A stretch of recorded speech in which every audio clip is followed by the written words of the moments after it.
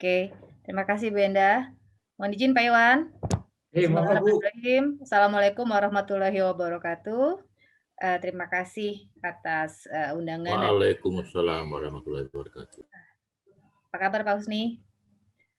Alhamdulillah, selamat. Terima Baik banget. kasih atas kesempatan, dan, undangan yang diberikan kepada saya untuk, bercerita lah istilah saya ya, selalu sharing, istilahnya cerita tentang beberapa hal yang terkait dengan pembangunan jembatan. Di sini saya memilih, topik tentang metode konstruksi jembatan. Tadi Pak Iwan sudah menyampaikan beberapa hal terkait, tipe jembatan itu ada macam-macam, ada yang di luar negeri, ada yang di Indonesia, dan kalau nanti yang saya sampaikan hampir bukan hampir, semuanya adalah di Indonesia dan alhamdulillah, kita kebanyakan adalah, tenaga asli Indonesia yang mengerjakannya. Kenapa itu menjadi, sorotan saya, itu menjadi suatu poin bahwa sebetulnya kita mempunyai kemampuan yang cukup baik di bidang teknologi untuk, konstruksi jembatan. Nanti akan saya sedikit lebih detail mengenai jembatan LRT Kuningan, bagaimana proses pembuatannya dan bagaimana, tekniknya secara, umum. Di sini saya akan share. Nah, di sini adalah, saya akan menyampaikan teknologi terkini untuk pelaksanaan konstruksi jembatan. Mungkin lebih tepat teknologi terkini di Indonesia. Kalau di luar negeri yang tadi saya sampaikan, sebetulnya udah memiliki teknologi yang, ada beberapa hal yang, sudah cukup, lebih daripada di Indonesia, tapi menurut saya sih dengan yang ada sekarang saja sebetulnya kita sudah bisa membangun berbagai macam jenis jembatan. Orang akan nanya jembatan itu sebetulnya apa? Dia bisa menutup, istilahnya struktur yang menutup atau menghubungkan celah atau apapun yang terpisah. Yang tadi Pak Iwan sampaikan bisa menghubungkan daerah yang tadinya ekonominya tidak baik ketemu dengan daerah yang ekonominya baik menjadi terhubung dan sebagainya. Saya juga ada punya istilah tersendiri kalau Nokia itu apa, nggak boleh nyebut merek yang misalnya ada handphone, connecting people, kalau bridge itu the real connecting people. Jadi orang betul bisa ketemu gara-gara jembatan. Jadi jembatan tuh bisa juga disebut struktur yang melintasi gangguan di bawahnya, kayak flyover, bisa juga jembatan, sungai, lembah, jalan raya, di bawahnya juga jembatan kereta api jalan kereta api misalnya, dan sebagainya. Atau dia bahkan paralel dengan jalan utama atau elevated yang biasa disebut sebagai elevated, yaitu jalan di lapis kedua. Nah, tetapi ilmunya sama, jembatan juga, tekniknya sama, teknik jembatan juga yang digunakan di situ. Nah, komponen jembatan secara umum adalah ini, kayaknya sudah sangat umum ya, kalau yang saya takutnya ada kata-kata saya nanti menyebutkan deck, bearing, pier, abutment, foundation itu kira-kira ini. Jadi kalau pylon tuh yang, lurusannya pier yang lebih tinggi lagi, biasanya di kabel stay yang kita sebut sebagai pylon. Kategori panjang jembatan. Jadi di sini, ada definisi kalau 6 sampai 30 masuk kategori pendek. Kenapa? Di dalam statistik untuk live load pun, 30 meter itu merupakan suatu angka patokan. Jadi di atas 30 itu bisa dianggap sebagai bentang sedang, di mana, statistik live load-nya sudah berbeda dengan bentang di bawah 30. Nah, di atas 100 meter itu sudah disebut dengan jembatan panjang. Kenapa kategori ini dibuat, saya juga kurang paham detailnya karena sebetulnya panjang, pendek itu buat saya adalah, problemnya tetap sama gitu. Jadi apa-apa tadi Pak Iwan sampaikan, kegagalan selalu terjadi dari hal yang kecil-kecil. Jadi saya mengalami, ada beberapa kondisi struktur yang mengalami kegagalan struktur, itu memang selalu berasal dari hal yang sangat kecil. Jadi mau bentangnya pendek, mau bentangnya panjang, sebetulnya, keselamatan struktur terhadap jembatan atau perhatian khusus terhadap jembatan itu kalau buat saya adalah sama saja. Tapi mungkin untuk lebih mempermudah kategori yang tadi saya sampaikan, statistik dari beban-beban hidupnya. Jadi kalau konsep desain ini selalu saya lakukan, tadi sampaikan juga, estetika. Saya sering mencatat tentang estetika bahwa ada fungsi dari arsitektural dan sebagainya terhadap desain-desain jembatan, saya sepakat, tetapi sebetulnya jembatan itu sendiri, dirinya sendiri itu nggak diapa-apain juga udah bisa memberikan estetika yang baik. Misalnya cable stay. Cable stay tidak bisa ada sentuhan tangan arsitek. Kalau ada, mungkin bentuknya udah nggak karu-karuan, garis gayanya bisa-bisa nggak cocok, misalnya begitu. Jadi arsitek pun kalau mau mendesain cable stay harus berbicara dengan, struktur, tenaga ahli yang paham tentang jembatan. Jadi saya mengenal satu orang namanya Santiago Calatrava, beliau itu ngambil arsitek dan ngambil teknik struktur karena harus memahami gabungan di antara keduanya. Nah, kalau saya kan murni teknik struktur dan buat saya ya bahkan kotak-kotak aja itu udah bagus gitu. Jadi kalaupun mau dihias lebih ke arah, facing ya. Jadi Dan saya sangat tidak berkenan, maksud saya kalau hiasannya itu membebani. Jadi kalau misalnya bikin kabel-kabelan, ternyata kabelnya itu harusnya di-stressing supaya nggak sagging, itu memberikan gaya, itu juga harus diperhatikan. Kemudian kayak, ada tempelan-tempelan cladding, itu kalau jatuh, itu juga membahayakan pengendara. Jadi artinya, koordinasi antara, arsitek dengan, orang yang punya desainer jembatannya itu harus sangat intens. Dan terlepas dari itu, estetika jembatan bisa terbentuk dengan sendirinya dari dirinya sendiri. Hal-hal yang akan saya sampaikan ini, jembatan-jembatan yang saya lakukan ini, adalah murni dari, bentuknya struktur. Jadi tidak ada, unsur-unsur yang sengaja diarsitekturkan lah, istilahnya begitu. Nah ini, jadi beberapa cara pelaksanaan konstruksi jembatan dengan teknologi terkini itu sangat harus diperhatikan lokasinya. Lokasi dari jembatan. Jadi survei seorang, bridge engineer di lokasi itu sangat penting untuk bisa memahami material apa yang bisa diaplikasikan di situ, metode konstruksi seperti apa yang harus dilakukan. Jadi tidak serta-merta bentangnya 40 meteran, oke bisa pakai, IGD dengan menggunakan crane misalnya, belum tentu. Kalau melewati suatu daerah yang sulit, terpaksa harus pakai launcher, misalnya begitu. Nah, jadi ini metode konstruksi, di sini saya mencoba menyampaikan hanya beberapa saja karena tadi sebutkan waktunya juga tidak terlalu panjang, eee, standar, panjang, atau non standar. Jadi cast in situ dengan traveler, precast beton, atau baja dengan launching gantry, atau satu lagi yang juga cukup terkenal metode cantilever atau balance cantilever dengan lifting frame. Jadi ini traveler, mungkin saya kenalin lagi ini adalah traveler. Traveler itu apa? Ini adalah salah satu alat bantu, untuk konstruksi yang juga kami gunakan di LRT Kuningan. Bentuk, visual lebih, detailnya seperti ini, 3 dimensi, bisa seperti apa aja. Intinya traveler itu adalah suatu, struktur yang memegang formwork tapi di atas. Mungkin kalau di bawah kita bisa pakai shoring, kalau tidak boleh pakai shoring di bawah, kita gantung si formwork-nya di atas. Itu namanya traveler. Kenapa disebut traveler? Karena dia bisa jalan-jalan, dia bisa maju. Satu segmen dia kerjain selesai, dia maju lagi. Satu segmen selesai dia kerjain, dia maju lagi. Makanya disebutnya traveler, mungkin seperti itu. Nah, tadi overhead traveler, berarti di atas struktur. Ini namanya underslung traveler, itu di bawahnya struktur. Jadi kalau tadi dia menggantung, kalau ini dia menumpuk. Jadi dia menahan, tetapi si travelernya dibantu oleh, kabel. Biasanya ini kalau underslung, kalau, overhead traveler tadi ini bisa, box, saja, box balance cantilever, bisa cable stay, tapi kalau underslung itu, dedicated buat memang cable stay. Nah ini contohnya balance cantilever cor di tempat dengan overhead traveler. Ini adalah jembatan, jalan layang khusus busway di daerah, Ciledug Tendean, berarti dekat, Ciledugnya, daerah Adamalik namanya. Ini menggunakan, traveler.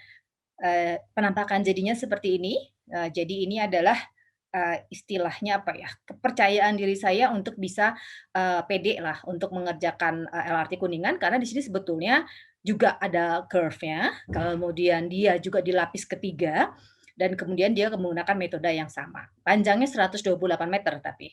Nah, ini adalah LRT Kuningan, balance cantilever, cor di tempat dengan overhead traveler. Bisa dilihat kita tidak ganggu apapun di bawahnya.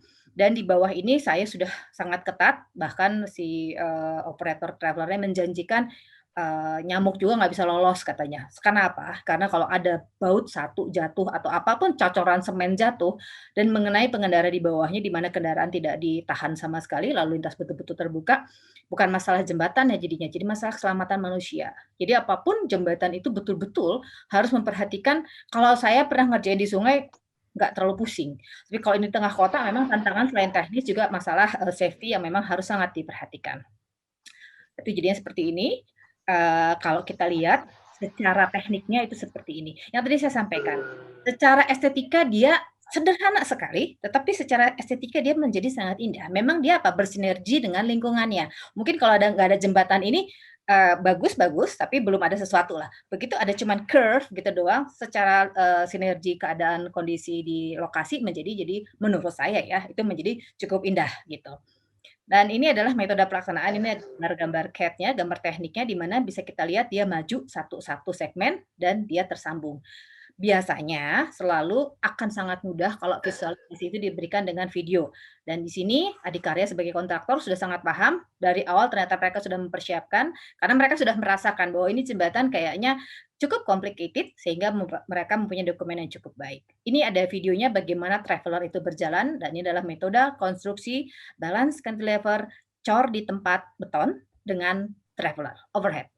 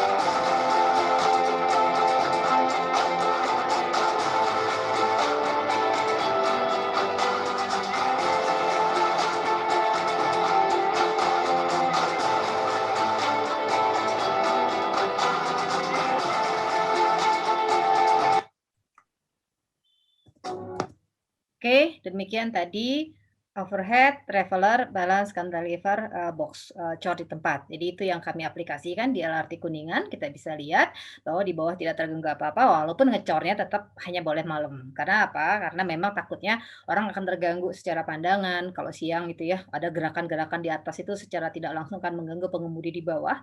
Dikhawatirkan juga truk mixer sama sekali tidak melewati lokasi jalan raya. Jadi dia ditembak dari samping dengan konkret pump yang cukup panjang.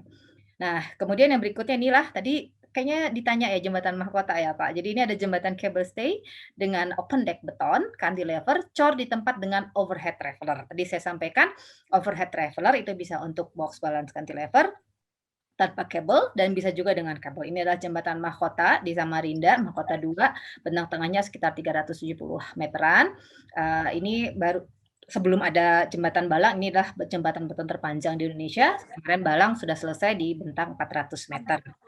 Nah, seperti ini, dia sudah tersambung, dan jembatan mahkota ini bisa dilihat sebelum dihias pun dia sudah sangat bagus, dan sekarang dihias dengan lampu. Nah, itu saya sangat-sangat mendukung. Kalau dihias dengan lampu, artinya dia pada saat malam itu bisa memberikan suatu warna tersendiri yang cukup indah. Jadi di sini kita bisa lihat estetika dari sebetulnya dari jembatan ini bisa terlihat dengan sangat baik, padahal sebetulnya dia murni semuanya adalah efek kebutuhan dari strukturnya. Ini ada skematiknya sama tadi dengan traveler. Nah, ini adalah underslung. Jadi travelernya di bawah. Tadi travelernya di atas. Ini bisa kalau jembatannya cable stay karena dia memang harus dipikul dulu. Si travelernya harus dikaitkan dulu ke kabel permanen. Setelah itu setelah dicol baru dicopot. Nah, ini adalah jembatan di Pademangan 1 Bagan Siapi-Api Riau. Sekali lagi, ini dihias setelah jembatannya jadi dengan ornamen-ornamen Riau. Tapi ini adalah kondisi jembatan sebelum dia dihias apa-apa, hanya diberikan lampu saja. Jadi artinya bentuk, struktur, dan sebagainya adalah efek dari kebutuhan jembatan itu sendiri. Ini adalah caranya, kalau tadi kita bisa lihat semuanya di atas, sekarang dia kalau traveler underground tuh dia di bawah. Nah, ini launching gantry. Launching gantry adalah suatu alat metode konstruksi yang sangat favorit saat ini untuk di tengah kota. Karena di tengah kota untuk elevated itu kita bentangnya nggak panjang-panjang, rata-rata maksimum di 50 meter. Kenapa nggak pakai eye girder misalnya yang sudah sangat umum, ternyata dengan berat kalau tadi sempat lihat di model di videonya Adikarya tadi, di dalam box tuh kosong. Jadi artinya dengan bentuk sebesar ini dia tuh sebetulnya jauh lebih ringan. Tetapi kalau box tuh mahal di LG-nya. Jadi kalau bentangnya cuma 2, 3 buah, ya memang dalam hal ini eye girder yang sangat-sangat fleksibel karena dia bisa menggunakan crane. Tetapi kalau sudah lebih dari total sekitar 500 meter sampai 1 kilometer, LG ini istilahnya dibagi rata ke dalam per bentang menjadi sangat murah dan sangat cepat. Satu bentang kami bisa menyelesaikan paling cepat itu sekitar 4 hari. Paling lama mungkin di awal-awal hanya 7 hari. Artinya bentang-bentang ini bisa diakomodir tanpa harus mengganggu lalu lintas di bawahnya dengan signifikan. Ini di bawahnya lalu lintas masih terus berjalan. Nah, seperti ini, jadi digantung dulu. Ini adalah di Medan. Kereta api pun sudah mengaplikasikan metode ini. Ini adalah jembatan kereta api. Kalau yang tadi jembatan busway. Nah, seperti ini. Ini adalah jembatan jalan tol di Makassar. Jadi saya cuma mau menunjukkan di berbagai kota di Indonesia sudah bisa menggunakan LG ini, sudah bisa diaplikasikan LG ini, dan tadi saya sampaikan dia lebih ke arah untuk bentang-bentang yang jumlahnya banyak. Karena kita bisa lihat sendiri LG-nya sendiri udah kayak jembatan, pasti mahal. Jadi kalau mahal itu harus dibagi dengan banyak, tapi dia sangat mempermudah kerjaan dan sangat mempercepat pekerjaan di lapangan. Nah, seperti ini kerjanya, jadi digantung dulu, di stressing, terus dia maju. Diambil-ambil dulu, gantung, stressing, terus dia maju. Nah, ini dengan cara metode span by span. Jadi, satu span, precast box, diangkat, digantung, ditarik, terus dia maju. Seperti ini, dan seterusnya. Nah, ini adalah balance cantilever, tetapi menggunakan LG juga. Kalau tadi LG-nya ngangkat satu span sekaligus, kalau ini dia ngangkat satu-satu saja. Kalau tadi yang kayak kuningan, balance cantilever, cor di tempat. Makanya menggunakan traveler. Kalau ini cast in situ. Jadi dia boxnya sudah jadi dibawa dan diangkat sama-sama balance cantilever. Dipegang oleh LG. LG itu jadi di sini bisa pakai crane, orang bilang bisa, saya bilang cuman kalau untuk situasi yang di bawahnya tidak memungkinkan manuver crane itu tetap menggunakan LG. Ini LG-nya akan lebih ringan karena beban yang diangkat hanya sekitar 40 sampai 50 ton. Tapi kalau untuk LG span by span dia bisa mengangkat sampai 1000 ton bahkan 600 sampai 1000 ton untuk sekali ngangkat. Jadi dia hanya sendiri udah berat yang diangkat juga sudah sangat berat. Nah, ini adalah saya mencoba sedikit memberikan visualisasi lagi. Ini videonya milik Wijaya Karya. Seperti apa metode box span by span dengan launching gantry itu secara bergerak dan visualisasinya.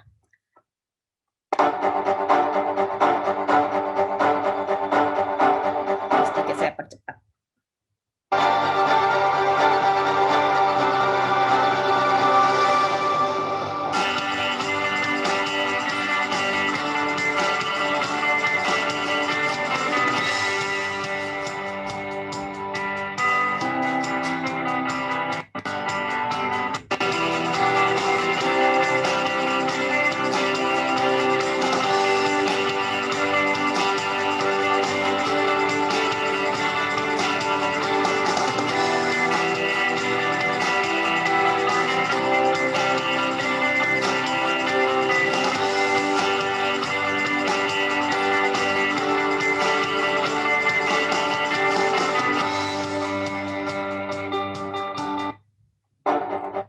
Nah, tadi metode konstruksi dengan launching gantry.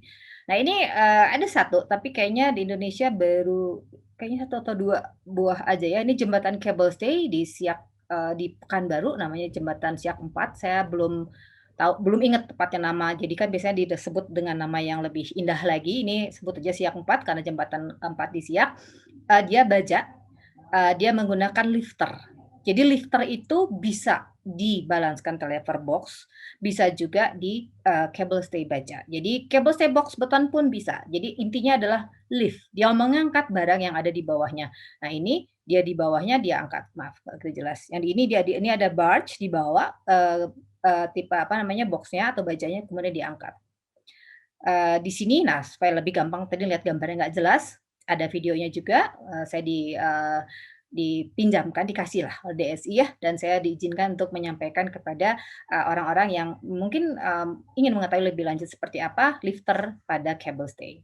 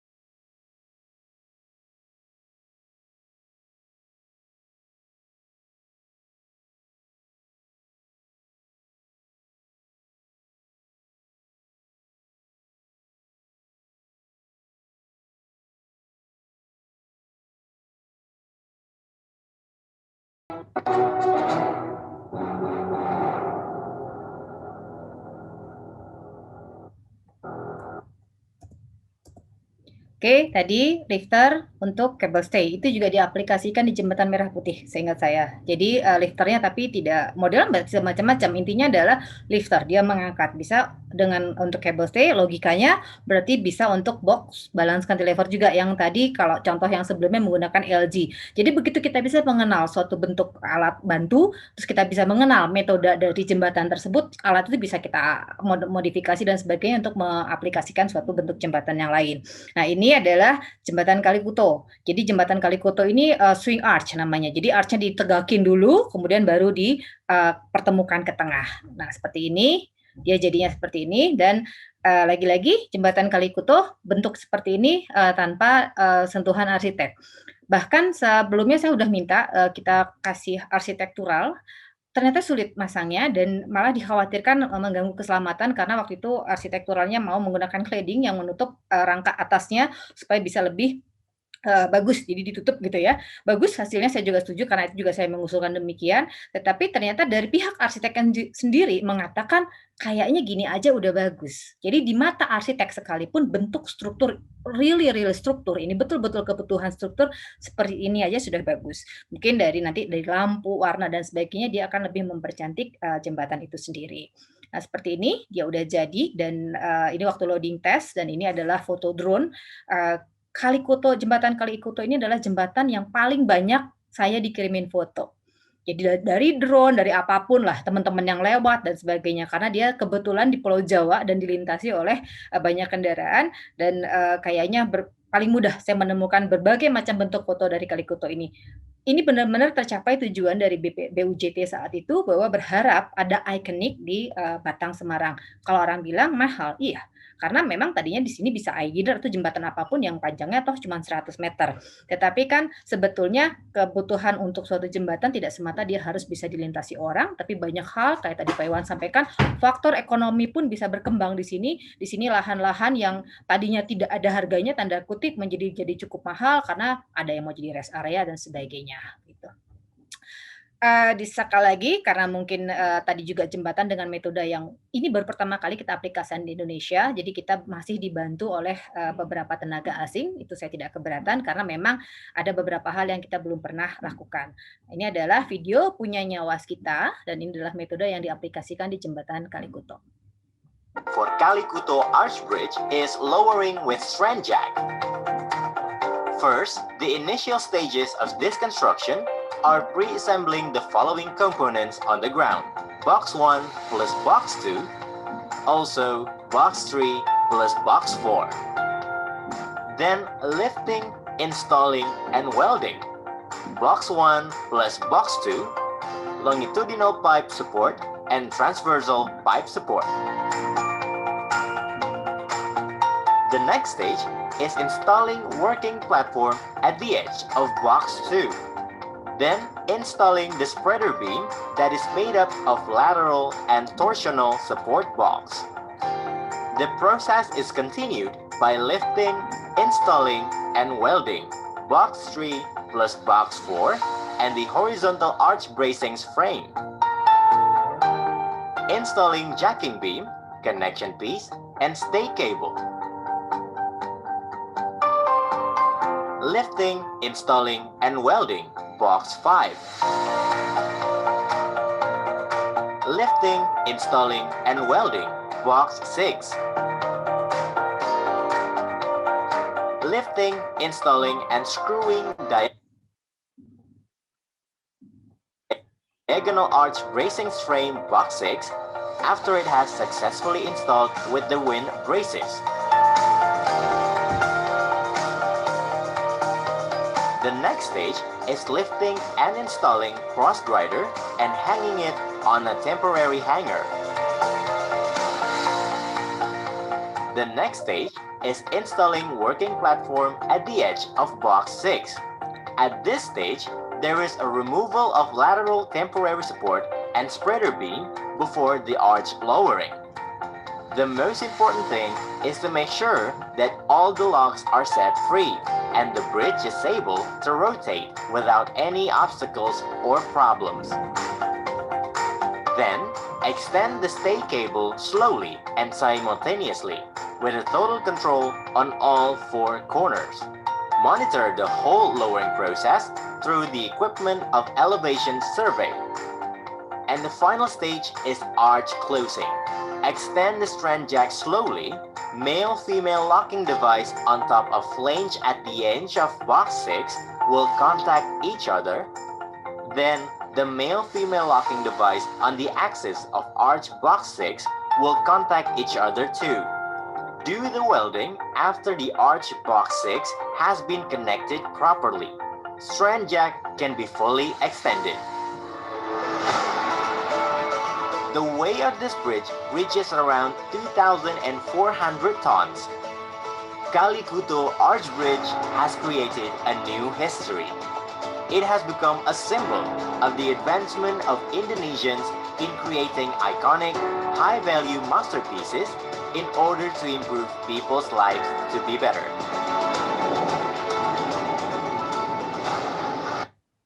For Kalikuto, Nah, jadi itu Kalikuto, mungkin kalimat terakhir improve, for life to be better. Jadi apapun jembatannya sebetulnya. Jadi berharap dengan ada jembatan kehidupan akan menjadi lebih baik buat masyarakat sekitar terutama.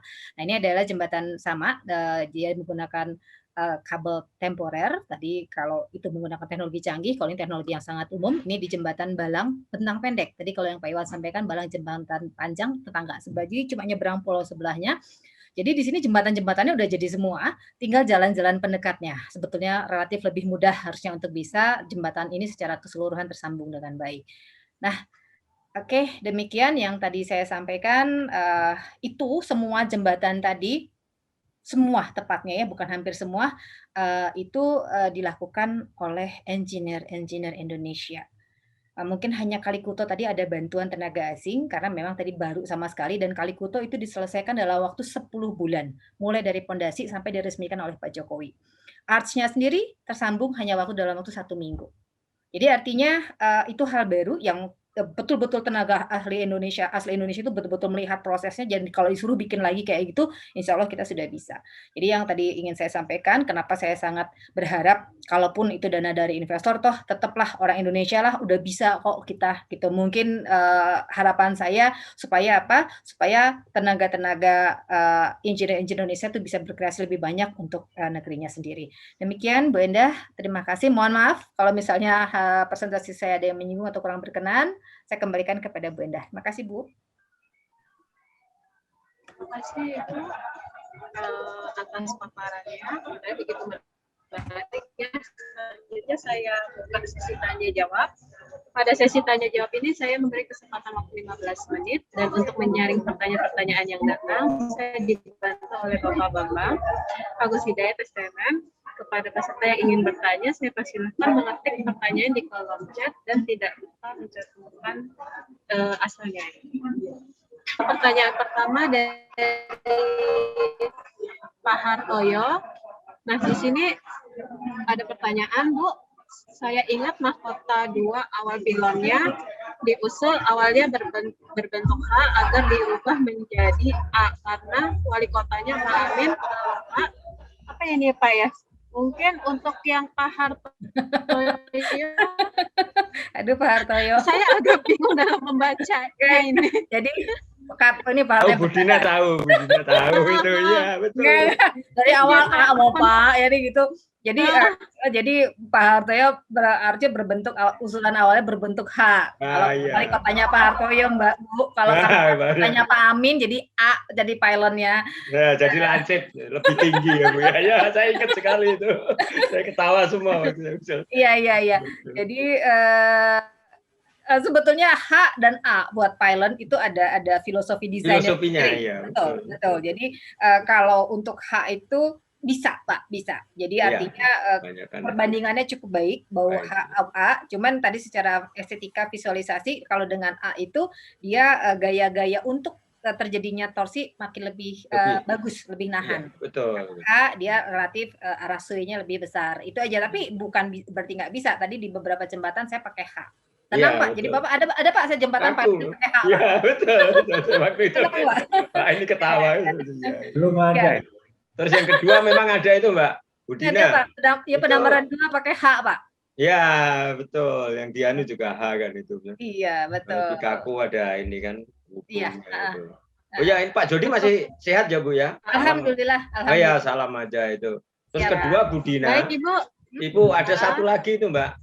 Itu Budina mungkin testimoninya waktu menunggui itu loh Bu. Jembatan Mampang yang melengkung, miring, berat, nggak boleh ada sedikit pun jatuh. Sampai awal dan tersambung sebagai ibu itu loh, itu menarik sekali Bu. Katanya lebih sakit dari, nah itu kan beberapa kali saya ikut, mungkin perlu didengar itu. Iya, kalau kan banyak yang nanya bagaimana cara saya mengatasi ketegangan, kesetresan pada saat pelaksanaan, ya saya bilang kalau ibu-ibu pernah hamil dan melahirkan, jadi banyak hal yang sudah dilewati untuk lebih tegang dari itu, lebih sakit dari itu, lebih deg-degan dari itu.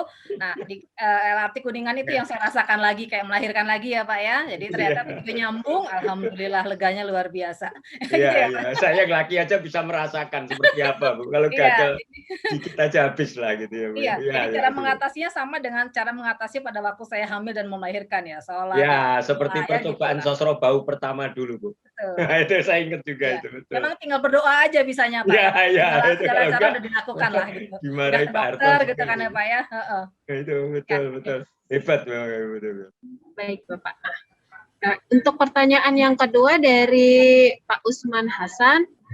Tanya Bu Arsila, izin tanya Bu, sehubungan dengan adanya curve pada jembatan Kuningan, tentu akan timbul gaya sentrifugal akibat kendaraan yang lewat pada saat beroperasi. Bagaimana cara mendesain dek struktur tersebut untuk menahan beban tersebut, Bu? Jadi memang struktur dengan kelengkungan tertentu itu sudah diwajibkan menganalisanya dengan analisis Greeley atau finite element. Artinya web atau ya kan kita ada kalau box itu ada web kiri, web kanan. Kalau dia lempeng lurus-lurus aja tidak ada gaya sentrifugal, itu bisa aja kiri sama kanan bisa diasumsikan nyatu gitu. Nah, tetapi kalau dia ada sentrifugal atau curve atau apapun kiri sama kanannya itu harus diasumsikan beda model, bukan beda model ya, tidak menyatu. Dihubungkan oleh plat. Nanti akan terlihat gaya-gaya besar terjadi di mana. Jadi itu akan terlihat bahwa ada perlu perkuatan-perkuatan akibat gaya-gaya sentrifugal, di mana gaya sentrifugal itu sudah ada ketentuan berapa besarannya. Jadi kita punya kecepatan tertentu, itu adalah dari kendaraan, dari LRT. LRT sendiri karena LRT ya, punya kecepatan maksimum yang diizinkan kalau dia melewati curve. Karena apa? Kecepatan itu dia punya ordernya kuadrat. Jadi kalau dia kenceng-kenceng dia pasti kepental, kelempar ya. Dalam artian kendaraannya sendiri udah nggak mampu. Nah, jadi artinya disesuaikan. Sejauh ini biasanya yang dominan bukan sentrifugalnya aja, tapi dirinya sendiri. Si strukturnya sendiri udah kepayahan istilahnya ya, karena dia lengkung. Jadi begitu ditambahin dengan gaya sentrifugal, waktu dia masih cantilever itu gaya terbesar. Begitu dia nyambung, dia sudah lebih stabil. Begitu diberi gaya sentrifugal, sebetulnya penambahannya tidak begitu besar. Tetapi diperhitungkan dengan cara yang tadi saya sampaikan, bahwa sebetulnya ada gaya-gaya yang disebut dengan transversal analisis. Jadi kita harus melihat tidak secara memanjang, tapi secara menyamping juga. Gitu, jadi gayanya udah sangat jelas, Pak, yang bisa diaplikasikan ke struktur. Gitu, Pak Usman. Baik. Terima kasih Ibu penjelasannya. Untuk pertanyaan selanjutnya dari Alfia Matvirona, yaitu mohon maaf izin bertanya, apakah memungkinkan pembangunan jembatan baik mulai bentang pendek sampai dengan panjang? Adakah metode khusus dalam pelaksanaannya, Bu? Masalah panjang dan pendek lebih ke arah bagaimana alat angkatnya. Tadi saya sampaikan kalau di KCIC itu saya akan lihat karena dia ada beberapa, saya sering kalau lewat mau ke Jakarta, satu bentang tanpa sambungan sama sekali, mungkin sekitar 40-30 meter lah. Tetapi alatnya luar biasa berat. Jadi membawa dari pabriknya pun luar biasa berat. Jadi artinya hal-hal seperti ini belum tentu optimum atau belum tentu ekonomis buat suatu kondisi katakan di jalan raya. Saya membawa satu segmen panjang gitu kan. Nah, itu juga nggak bisa. Nah, tapi kalau misalnya mau dicor di tempat berarti dia nutupin jalan sekian banyak. Kalau misalnya harus ngecor sekaligus gitu. Nah, jadi artinya bukan nggak bisa, tetapi indikasinya adalah alatnya akan sangat berat dan mahal dan gangguan terhadap lingkungan sekitarnya juga akan sangat signifikan. Jadi kita biasanya kalau itu lebih banyak yang sedikit-sedikit. Jadi bukan nggak bisa ya, bisa tapi berat dan mahal, itu aja. Kalau mau lihat di KCIC itu ada yang ada mobil gede itu dia satu span langsung tanpa sambungan. Ya, kenapa beda hilang beda? Baik Ibu penjelasannya. Pertanyaannya yang keempat, banyak pertanyaannya. Boleh nanya nggak, Bu? Iya Pak. Saya nanyanya ke Bu Endah aja. Bu Endah itu dokter sungai dari Brawijaya ya? Iya Bapak. Itu belajar morfologi kan? Iya Pak. Morfologi sungai itu kalau yang untuk saya itu sangat penting sekali karena jembatan itu biasanya fondasinya adalah di sungai. Jadi dua hal yang sering kali jadi problem itu jembatan bukan karena gempa, karena apa-apa, kan karena banjir, karena gerusan. Jadi tolong Bu Endah sedikit aja bicara soal scoring gerusan vertikal maupun gerusan horizontal. Bisa beri kuliah sedikit nggak Pak? Ya. Dikarenakan ini Pak, nanti memang ada sesi untuk tentang yang SDA-nya Pak. Nah, karena hari ini kita sesinya untuk tentang jembatan, lebih ke struktur jembatannya, jadi mungkin nanti akan dilanjutkan di webinar berikutnya Pak. Waduh Ibu gitu. nih, apa namanya, menjadikan saya Kecewa. Biar penasaran ya. Biar penasaran. Tahu nih. Pak. Jadi kan biar apa webinarnya kita bikin menerus lagi nanti, webinarnya ya. Bedanya ini anak teman saya Pak. Seguru seilmu Pak. Lama itu beliau tuh ya. Jadi saya pengen menceritakan ke teman-teman bapaknya gitu. Wah, Endah sekarang udah pinter gitu. Alhamdulillah. Bapak baik, sebelumnya maaf kalau saya teruskan dulu ya Pak ya, untuk yang acara ini. Nanti akan ada sesi webinar berikutnya mengenai yang SDA-nya Pak. Bu Dina juga senang kok Bu kalau dengerin Ibu. Iya, benar. Baik. Untuk yang pertanyaan selanjutnya, Ibu, dari Pak JB Wisnu Sulistiawan, pertanyaannya mohon izin bertanya Bu Artila, untuk jembatan bentang panjang LRT Kuningan, adakah kolom jembatan yang mengalami gaya tarik mengingat terdapat torsi? Bagaimana tes fondasinya? Terima kasih. Terima kasih Pak Wisnu ya. Kalau tadi Bapak sedikit lihat video tayangan tentang LRT Kuningan, itu ada yang namanya mitigasi terhadap torsi. Memang terjadi tarik Pak di kolomnya, di pirnya. Jadi saya kasih pre-stress. Jadi saya kasih vertical tendon, vertical pre-stress untuk mempertahankan supaya dia tetap dalam kondisi tertekan. Jadi memang ada treatment khusus, betul sekali Pak. Tadi visualisasinya bisa saya lihat bisa dilihat sangat jelas bahwa dia tertarik. Nah, untuk tes fondasinya, kalau hitungan fondasi sudah ditentukan tidak boleh terjadi tarik pada saat servis. Jadi tidak ketentuan, hanya boleh terjadi tarik pada saat gempa.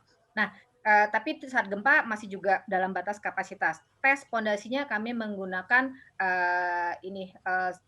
pakai reaction pile, pakai jack. Jadi jacknya itu 4.500 ton, itu diaplikasikan kepada pondasinya, dan yang sisanya yang menahan itu 1 lawan 4, yang 4-nya itu ketarik. Di situ bisa terlihat bahwa tidak ada gerakan sama sekali akibat dia ketarik. Dan kalau katakan ada turunnya, dan artinya dari sisi situ bisa terlihat kapasitas tarik fondasinya pun bisa terbaca kalau dengan reaction pile Pak. Jadi dengan jack, dengan reaction pile itu bisa sekaligus melihat kapasitas tekan dan kapasitas tarik dari fondasinya. Begitu Pak Wisnu. Berikutnya mari Bapak Husni Marikar Pak. Oh, Saya iya. persilakan. Soalnya Iya. saya mendahulukan yang ada di chatnya dulu. Baik. Oh iya, baik Bu Winda. Terima kasih banyak. Terima kasih banyak Bu Dina. Assalamualaikum warahmatullahi wabarakatuh. Waalaikumsalam warahmatullahi Saya selalu bangga dengan Ibu Dina sebagai terima kasih, Bapak. engineer yang sophisticated di Indonesia ini ya. Jadi begini Bu Dina, saya mau bertanya, ini masalah jembatan fixed arch ya. Kalau fixed arch yang di sungai saja, biasanya itu kalau kita bikin jembatan fixed arch ya, kita selalu cari di mana terdapat batuan-batuan yang sifatnya agak masif. Karena gaya horizontalnya situ kan cukup besar sekali. Betul. Ya. Nah, padahal saya lihat gambar-gambar, foto-foto di luar negeri itu kadang-kadang mereka juga bikin fixed arch, tapi dengan pondasi mungkin pondasi panjang ya. Tapi kalau saya hitung-hitung itu, kalau fixed arch itu untuk bentang-bentang 100 saja, itu gaya horizontalnya itu sampai 1.000 ton. Nah, itu kan kewalahan sekali kalau kita harus pakai pondasi tiang panjang. Nah, kira-kira kiat-kiatnya Ibu Dina itu seperti apa kalau misalnya saya tidak dapati lokasi yang punya batuan masif begitu, tapi saya ingin bikin fixed arch, ya.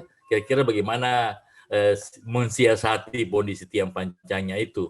Nah, itu yang pertama Bu ya. Kemudian yang kedua, yang jembatan yang sophisticated yang Ibu Dina rancang itu ya, yang melengkung di Jakarta, dapat penghargaan, hebat sekali. Di situ kan tadi Ibu Dina menjelaskan kan ada gaya tarik di kolomnya sehingga dikasih pre-stress, jadi kolom itu tetap dalam kondisi tekan. Nah, berarti di sini kolom dengan bangunan atasnya itu solid Bu ya? Betul Pak. Betul. Ya begitu ya, solid ya? Ya. Oh iya. Saya kira itu aja Bu bersama pertanyaan saya Bu. Terima kasih banyak Bu. Terima kasih banyak.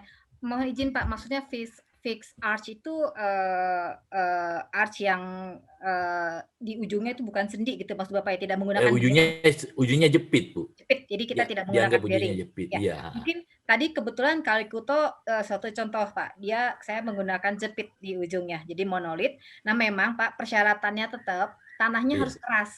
Jadi artinya mensiasatinya saya mesti cek dulu, tanahnya itu di kedalaman 2-3 meter udah batu Pak. Tetapi berarti kita harus melakukan itu kan pengeboran, tiangnya tiang panjang jelas nggak bisa masuk Pak, nggak tembus sama sekali. Tadi Bapak sampaikan betul, lateralnya besar sekali. Jadi kalau dengan tiang panjang tidak bisa teratasi, jadi kami menggunakan tiang bor. Nah, kebetulan tiang bornya itu sebetulnya kalau dilakukan dengan kontraktor yang dengan subkon yang lebih bisa alatnya lebih bagus itu bisa lebih dalam. Cuma ternyata lebih mahal. Nah, jadi artinya di situ bisa dilihat parketnya itu gede, Pak. Jadi tiang bornya banyak, lebih dominan karena mengatasi gaya lateral. Tapi memang harus tanahnya keras. Kalau tanahnya lunak itu bisa gede banget, udah nggak masuk akal. Jadi kita harus menggunakan tight arch, jadi harus pakai bearing gitu Pak. Tapi ternyata saya lihat masih memungkinkan. Nah jadi bearingnya itu hanya untuk tumpuan di decknya. Nah dia kalau Bapak lihat di Kalikuto kita tidak menggunakan long beam karena sebetulnya sudah digantung. Itu kayak kalau saya menyebutnya open arch. Open arch kan biasanya di jurang ya Pak ya, dan si decknya di atas gitu kan. Ya, betul. Karena kita harus kena ke karang gitu kan. Nah kalau ini karena di atas, tapi saya lihat karena dia lebar sekali, transversalnya jadi dominan, terus tanahnya keras ya saya menggunakan open arch. Ya, fix arch tadi Pak. Jadi itu fix Pak. Jadi fix nggak pakai bearing untuk archnya. Iya. Tetap syarat tanahnya harus keras tetap Pak. Kalau nggak keras fondasinya luar biasa besar sekali. Betul. Iya, oh iya. Makasih banyak Bu Dina, makasih Kak. banyak ya. Ya, Assalamualaikum warahmatullahi wabarakatuh. Waalaikumsalam warahmatullahi. Satu, silakan. EJP, Ibu izin Bu mau tanya untuk tes loading baik bentang panjang dan pendek untuk ton berapa lama dan apa ya nih Bu? Dan syaratnya bagaimana Bu dan metodologi untuk sentrifugal panjang yang panjang?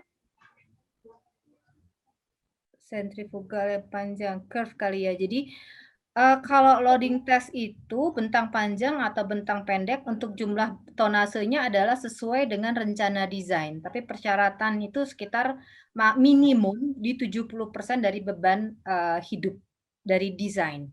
Itu ada ketentuannya. Kalau bisa 100% itu lebih bagus, tetapi juga belum tentu 100% diizinkan karena dikhawatirkan nanti ada permanen kalau ternyata desainnya ada masalah ketahuan setelah loading test, maka biasanya 70% dulu, tapi kalau misalnya desainernya yakin 100% dan beban yang memungkinkan itu bisa juga 100%. Jadi disesuaikan beratnya itu dengan desain. Dengan desainnya berapa? Dulu saya katakan desainnya 100 ton misalnya ya, berarti pada saat loading test juga 100 ton.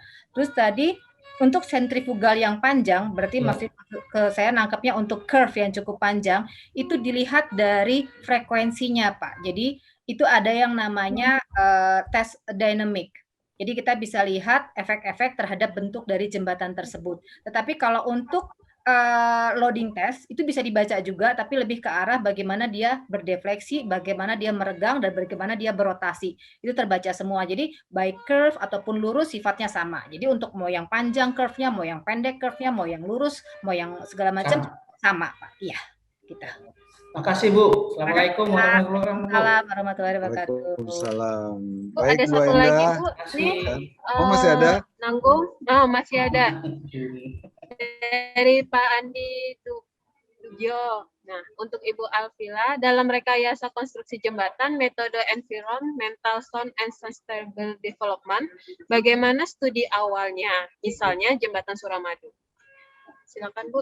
Environmentally sound berarti ini saya kurang paham maksudnya ya. Sustain and Bu Enda bisa studi ini awalnya mungkin ya Bu ya. Dibuka aja Pak Andi. Mohon diizinkan Pak ya, maksudnya FS-nya kali ya? Iya, FS-nya. Iya. Studi awalnya Bu nih sepertinya. Oke. Studi awal seharusnya duluan. Tetapi saya pernah menyampaikan juga dalam kesempatan studi awal kita atau FS kita kadang-kadang belum terlalu representatif. Karena sebetulnya dari studi awal tuh harusnya efek lingkungan tuh semuanya dibaca gitu.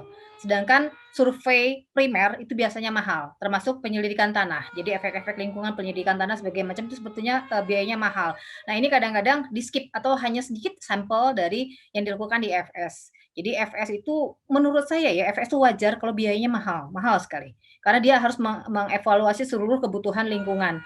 Dan efeknya adalah bagaimana jembatan itu kalau mau dibangun apa? Misalnya biayanya harus berapa? Biaya jembatan sangat terkait dengan lingkungan, terutama data tanah di pondasi, untuk pondasinya. Nah, jadi dalam rekayasa konstruksi hampir semua harus perlu FS.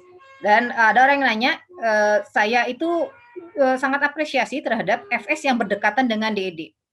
Kalau DED-nya, kalau ternyata FS-nya tidak layak, DED-nya dibatalkan. Jadi ada suatu proyek dia bersamaan. Kalau tidak layak dibatalkan, kalau iya langsung dilanjutkan. Kenapa? Karena data-data FS itu seharusnya bisa digunakan di DED juga. Jadi jangan khawatir kalau data FS-nya mahal, toh akan segera digunakan. Gitu kira-kira.